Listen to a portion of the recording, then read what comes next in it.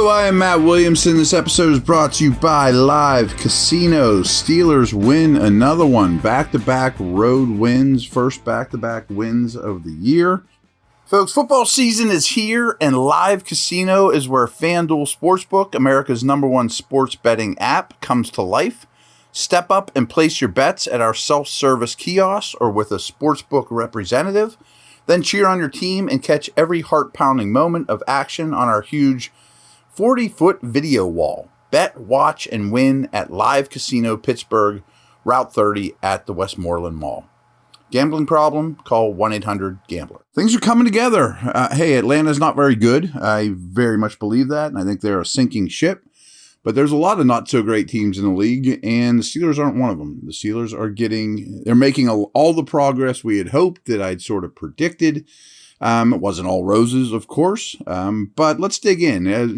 This is the Sunday night between late games and the Sunday nighter, as I try to do every week, and get this to you as early as possible. So kind of have a format here. I had very few pregame notes for this one, and we handled most of it, last week as well, chatting about it. I mean, my couple notes here are stop the run, stop the run, stop the run, stop the run. I also wanted to check going into the game, what kind of defensive snap counts do the Steelers end up playing.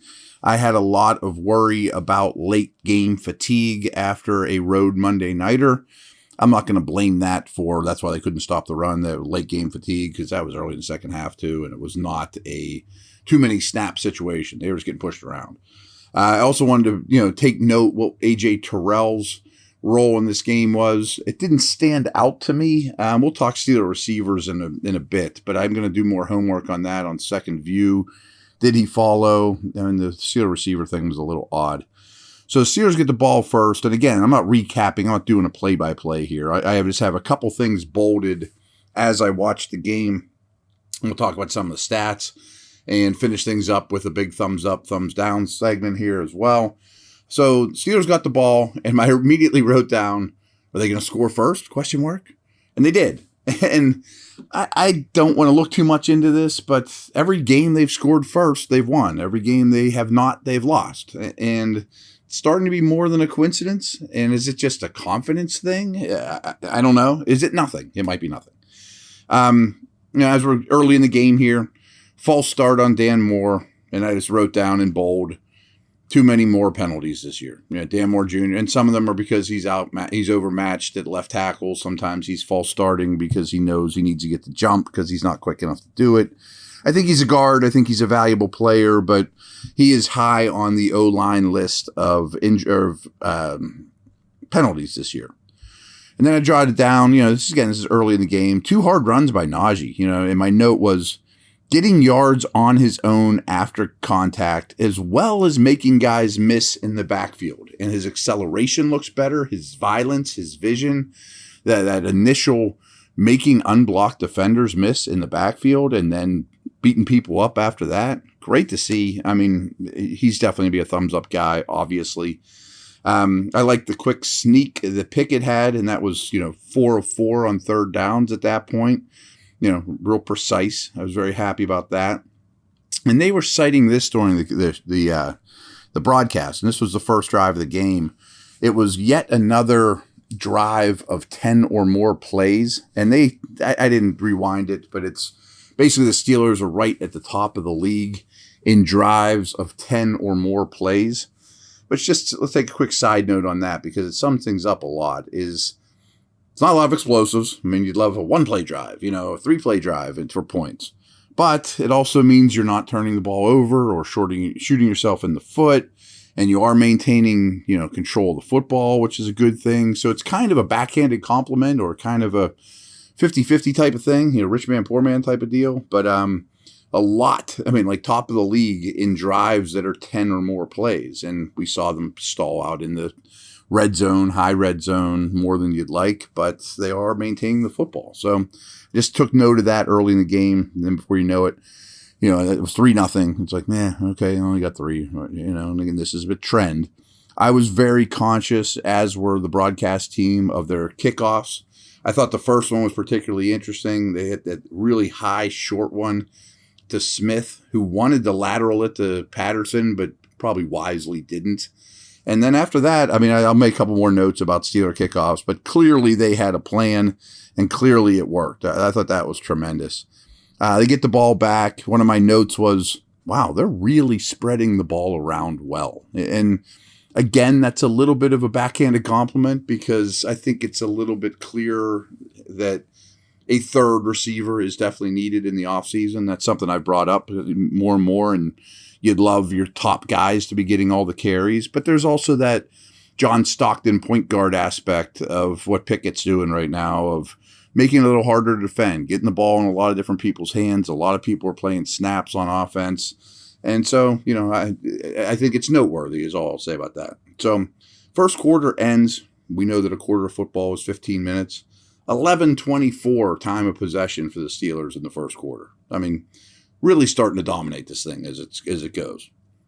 Pickett misses Freiermuth for what was definitely a touchdown. I thought it was a really good read, just a bad miss. And he still misses a handful of throws that make you scratch your head a little bit. But and then quickly followed by Deontay's drop on that crossing route.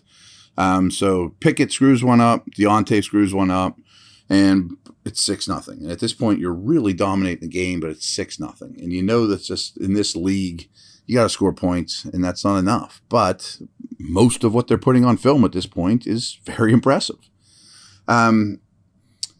Next drive by Atlanta, they're running and throwing it pretty efficiently, I thought. And then note came out. I'm just going to throw this out there now. At that point in the day, in the clock of the 1:20 or whatever it was in the day, it comes out that Lamar was hurt for the Ravens, and I just wrote that down, put that in bold. Next week's opponent, Lamar Jackson, only played 10 snaps for the Ravens today, and then was replaced, and we'll get to them at the end of the show as well. But just want to make sure I got that to you. I'm sure you've heard that by now. Again, they get the ball back. They're winning 13-6 at this point. Really, again, I wrote down in just bold, another efficient drive, spreading it around. I'm impressed with, how things are going here. Another touchback after that, making the game 16-6. But, 3 for 3 on field goals at that point. So at the half, as I like to do, I like to pull out some of these numbers. Pickett was 11 for 19 for 145, a touchdown, no interceptions. He hasn't thrown an interception in 5 games. Mariota was 9 for 16 for 122. So similar numbers, but Pickett was outplaying him. Time of possession at the half, 19:04 versus 10:56 in the Steelers' favor, of course. Atlanta was 0 for 4 on third downs in the first half. Yards per play, though, were about equal. 6-2 for Atlanta, 6-1 for the Steelers. First downs, Steelers created 13. Atlanta only created 8. Total plays, Steelers ran 39 in the first half, opposed to 23 for Atlanta. Deontay at this point was 3 for 36. Drake London, who I'm a big fan of, was 4 for 72. Rushing yards, though, 94 at the half compared to 28 for Atlanta. And that changed, obviously. Mentioned how they were spreading the ball around. In the first half, 8 Steelers had been targeted. So I'm wondering if that was very much part of the game plan. It sure seemed to be. So the half starts. Another note here, Atlanta gets a ball, and I said, another nice job on kickoff coverage. They obviously had a plan and executed it very well. And then I wrote, here comes the run. Because when they go in the half saying, man, we only had 28 yards at the half, and the only thing we do good as a football team is run the ball. So I'm not going to say, the Steelers weren't ready for it. They just got beat up. I said, here comes the run, and boy, we were right about that.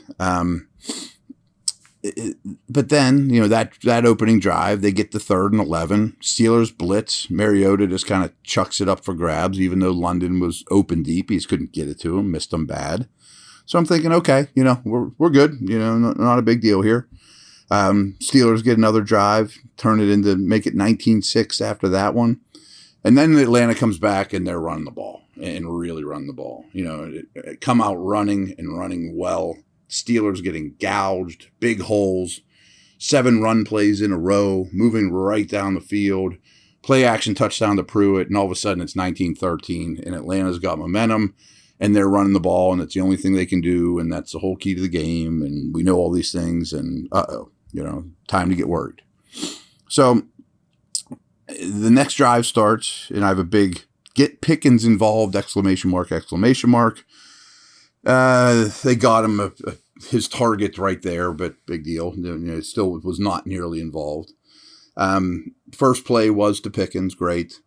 And then an end around to Gunner, and I just wrote, does Gunner really need offensive snaps? And if I see another end around to Gunner, I'm going to lose my mind. End of the third quarter at that point. But then you get to 3rd and 8 in that drive. Huge play. I mean, there was a illegal hands to the face. That was declined. It was complete to Deontay, who fumbles, and that was overturned. It was not a fumble. Pickens is getting frustrated. Punt. Things are looking bad at this point, because Atlanta's running the ball. Steelers getting gashed again. Very little from TJ Watt again in this game. Moving gingerly. These are my notes at this stage of the half. And before you know it, it's 19-16. And that's a Falcons muck it up kind of game. They play a ton of, close games, and they can only play one way, and the Steelers are letting it happen.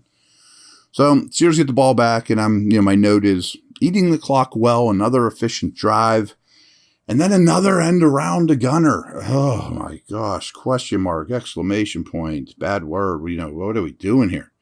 But all in all, that was really my only complaint about play calling and things is this Gunner stuff. But oh well. Smith, their head coach, isn't using timeouts, although he has 3. Clock ticks down to 2 minutes. Why? You could have saved like 40 seconds or so. I have no idea what he was doing with that. And then we're at the very end of the game here, of course. And Steelers are at the 35. I'm not sure what I would have done there. I just thought, man, I'm not real envious of Tomlin right now. Your new kicker, that's a 52-yarder. What if it gets blocked? Me, a missed field goal is the same as a turnover. You give the ball to the team, in very good field position. He takes a delay of game, punts it from the 40. I don't think that's what I would have done because, frankly, I thought there's a really good chance Harvin's just going to kick this thing in the end zone and you're only going to gain 20 yards. But one of the plays of the day, great for Harvin, amazing punt, downs it at the 2, all worked out. But that was a hairy head coaching situation, is all I'll say about that. So, and Minka picks the ball off at the end of the game, as you guys all saw, strolls out of bounds. Obviously, that could have been a pick 6. 2 huge plays there by Harvin and Minka back-to-back. Just fantastic.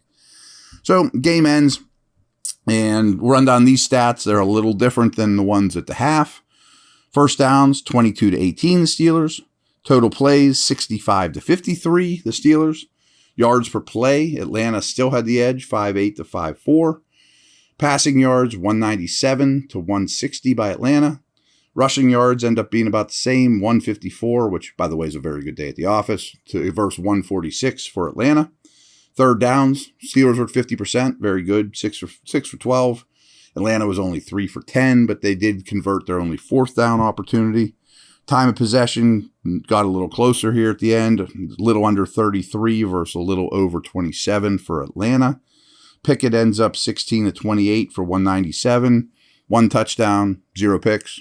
I'm cool with that. I'm with the way he ran the ball, that's fine. Mariota was only 13 of 24, 167. He threw a pick at the end, threw a touchdown. I didn't think he played particularly well or is a particularly good passer anymore. Najee ends up 17 for 84. London ends up 6 for 95. He got 11 targets. Deontay also got 11 targets, only ended up 5 for 60 though. Pickens ends up with 2 targets, catches one of them for 2 yards. That needs to change. Freiermuth had 5 targets, 3 for 76. He's a star. 1 sack by the Steelers, 0 by the Falcons. Okay. Not what I expected. All right, we'll take a quick break, wrap this thing up with a stat or 2 that I dug up, as well as stock up and stock down.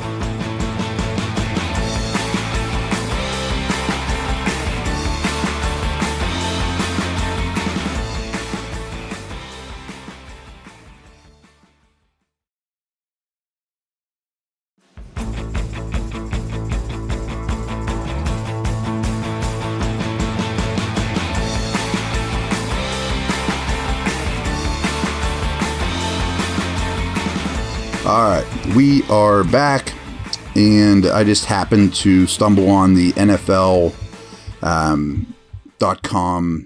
wrap-ups that they do, and I'm just going to read verbatim what they said because I thought they were both interesting. Kenny Pickett completed 11 of 16 passes for 151 yards and a touchdown versus zone coverage, but it was only 3 for 10 for 37 yards versus man coverage. Just going to look into that more. I mean, again, it was only 3 passes. It was only 10 passes, only 3 completions. Do I think he struggles versus man? I don't know. Goes back to, I'm also curious what Terrell does because he's a very good man coverage corner. Did Pickens have a tough time getting off man? I bet that was the case. I mean, just a hunch, but I don't know that right this second. And this is just a little odd one that they had too. The Falcons and Steelers tied the record for most 45-plus yard field goals in one NFL game in the history of the league. 5 of them.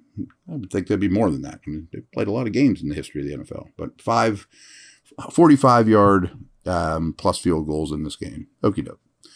Okay, stock up. Pickett just keeps getting better, more comfortable, elevating those around him. Misses some throws, but, getting better. I mean, he's making strides every week. Not turn the ball over. Najee, I mean, guy was in the hospital 6 days ago or something, and he is running maybe better than his rookie year. I mean, I'd like to see him more involved in the passing game, but I talked about him earlier in the podcast, playing great. Boring. Freiermuth, I put him here every week. He's just really good. He's really consistent. But his new buddy, Connor Hayward, gets a touchdown in the against the Falcons, who his daddy played for, and they grew up in that area, and, very cool, well-designed play. If you recall, after the Claypool trade, I mentioned wouldn't shock me if Hayward's role grows a little bit as a receiver. Seems to be happening as well.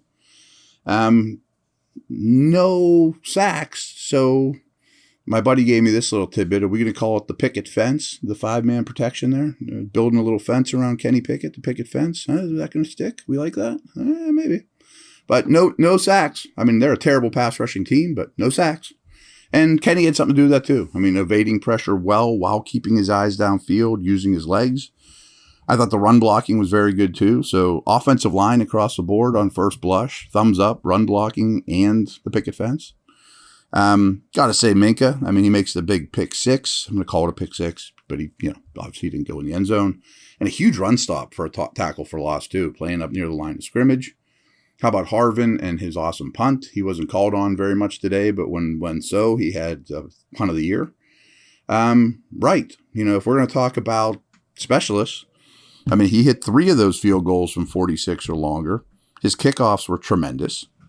Boz seems like he could be back next week. I assume he will. We'll figure that out as it goes. But the right experience was great. I mean, the 2 big kicks he missed were against the Saints, and you won that game anyways. I'll usually call out the opponent more tomorrow when we dig in deep, but I thought Drake London was really, really good in this game. And is as good of a prospect as Pickens is. London and the 2 Ohio State guys, Olave and Wilson, are 3 of the rookies that I would definitely trade Pickens for. And that's not a knock on Pickens. They were all drafted ahead of him. They're all excellent prospects. But just comparing him to other rookie receivers. Stock down, offensive touchdowns, finishing drives, red zone, outside the red zone. They seem to stall before they get to the 20. I mean, that's just an arbitrary line anyway. But when the field condenses, 30 yards and in, 35 yards and in, they let Atlanta hang around. I mean, they could have stomped on Atlanta early in this game, but they let them hang around because of red zone problems, just not producing touchdowns. Stock down all the receivers. I mean, talked enough about Gunner. I've seen enough of him on offense. I understand he throws his body around. He's a good blocker, and that has some merit. Fine. Sims muffed a punt. He had a bad drop. He went out of bounds, and they got that illegal touching call on what was a really nice play other than that by him and Pickett. Deontay had his share of woes again, and, what's the reliability level with him? Pickens is kind of pouting and not producing and maybe not getting off man coverage. I guess, as again, we will look into those things. But it was a bad receiver day for the Steelers. It was also a bad pass rush day for the Steelers. I mean, I think a lot of their pass rush plan was don't let Mariota out, and therefore you sacrifice some sacks in the meantime. But, one sack for the day, and it wasn't like they ran the entire game start to finish. You got to produce more than that. Obviously, the run defense. But I just called out the pass rush. I just called out the run defense, which we talked about earlier. Got gashed for 20 minutes of play or so. But was it a bad game by the D? I don't think so. I mean, again, let me think about that a little bit more. They didn't make much splash, but they were clutch when it needed to. They got gouged on the ground for a stretch, pretty big stretch, and they didn't rush passer well. But was it a bad defensive game? I'm not sure I can go that far. Something's wrong with Watt. I absolutely believe that. He's on the thumbs down list. He's very ginger. His facial expressions, something's wrong with him. Also, the opponent, thumbs down, Mariota as a passer. Make him throw. And that's why this team's losing more and more. And they're also not very talented. That's especially true on defense. The Falcons' D is just a thumbs down for me. So, real quick, as you probably realized, the Steelers are 5-7. The rest of the division all won as well. Cleveland, despite Watson not playing well at all, narrowly beat what's by far the worst team in the league. So by no means am I thinking, boy, the Browns are in good shape. I mean, that was not a convincing win. But like the Steelers, they've won 2 in a row as well. The Ravens, I mentioned Lamar getting hurt. They're the next opponent. I had major problems with them going into this game. I mean, I thought they were a big stock down, trending wrong way type of team before this game. And they narrowly beat the Broncos, who are terrible. I mean, Denver's D's okay, but still, I mean, Baltimore scores, 10 points in this game? Barely beats a really bad Denver team. Like, they don't worry me at all next week, especially if Lamar's out. And then how about the Bengals? Bengals are on a 4-game winning streak, beat the best team in the league, unlike the Browns and the Ravens, and are a massive contender. And I've been telling you for a while now that since he could go back to the Super Bowl, it's not just the Bills and the Chiefs in the AFC. This is a very well-rounded team. Burrow's a monster. Jamar Chase is back. Cincy is legit.